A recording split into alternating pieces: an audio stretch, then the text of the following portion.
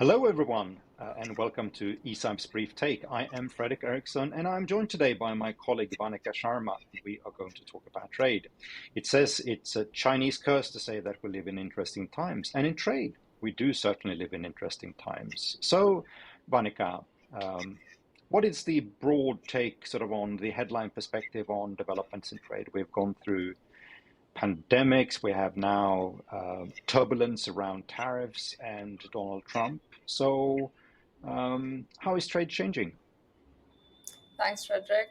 Um, Definitely, I think there's been a lot of interesting occurrences within the trade world. But for me, majorly, I think there are two ways in which global trade is changing.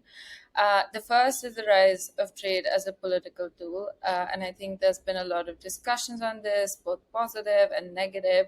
But in general, I feel like there's an air of mistrust around international trade. Trade is no longer only about market access, but countries are increasingly using trade imbalances, import dependencies, and tariffs as a way to weaponize trade tools and impose economic pressure to achieve, broader political, strategic, or economic objectives. Um, the second way in which I think trade is changing relates to the nature of trade. Traditionally, trade was dominated by the exchange of tangible goods, merchandise, commodities, and so on. However, now global trade has increasingly shifted towards services, and I would say more notably towards trade in intangibles. This includes intellectual property, research and development, organizational capital. And I wouldn't say that this isn't a trend which is just impacting overall economy, but is also specifically prevalent in certain sectors. For instance, information and technology, software development, financial services, and also creative industries. And increasingly, these non-physical assets are also becoming key drivers of economic value and competitiveness.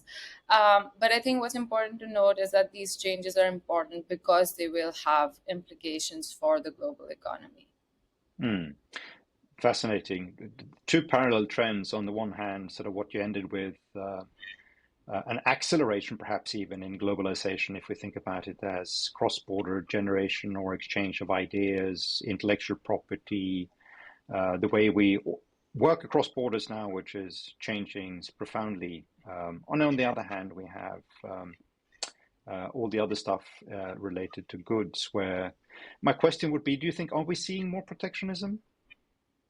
Is it sort of protectionism which is behind what we're seeing there? Yes, I would say so. I mean, countries are increasingly becoming more concerned about the implications that are arising from the way trade is changing. And I think these include concerns of dependencies, specifically in strategic sectors and specifically with nations that they might deem as unfriendly. And this is leading to a distrust in supply chains. There are product shortages, and subsequently, there's more inward looking trade policies. But what I would also like to add is that if we look more closely at the risk of dependency, the things don't really seem as bad as they're usually made out to be. In a previous eSci paper, we looked at EU's import dependencies on the rest of the world. And what we saw was that from a total of 9,000 product categories, there were only more than 200, specifically 233 product categories that were classified as dependent. In terms of value, that's only 1.5% of EU's total imports.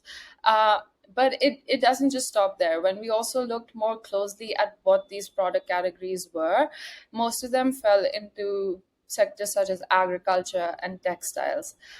So narrowing the list even further, we found that it was really only 28 product categories out of the 9,000 again that were imported from Russia and China, and that were also in sectors that were more strategically important for the EU. So at the same time, I do want to acknowledge that there have been genuine input shortages, specifically in some critical raw materials as well as pharmaceuticals. But I think it's important to understand what the cause of these shortages are. So if the shortages are due to, let's say, mismatches in supply and demand, they might be temporary, and most of the times they're fixed without the need for political intervention. However, if shortages are engineered by countries who are willing to use their monopoly power in the production of certain goods, then we might want to consider some kind of contingency plans for it. But still, at the end, I would still like to emphasize that this does not necessarily have to mean that we increase protectionism and there's reshoring and a collapse of globalization. What you're talking about now is also right up the alley of what some people would call sort of the economic security agenda.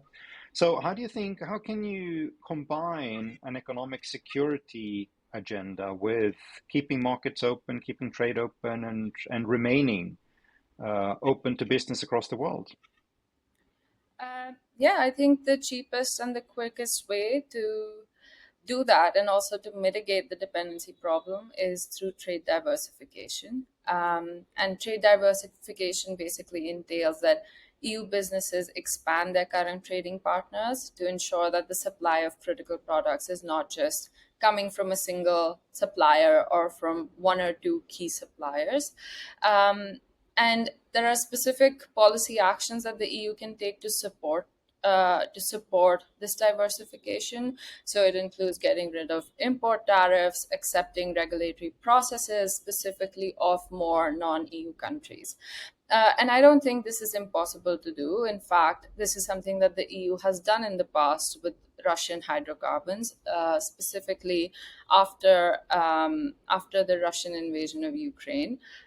So the European Commission proposed to diversify gas supplies, specifically in liquefied natural gas and pipeline imports from non-Russian suppliers. So by diversifying trade partners, country can also weather shocks better, especially together. So if supply from a single country is impacted, having a larger trade network can help with a variety of producers that can address these shortages.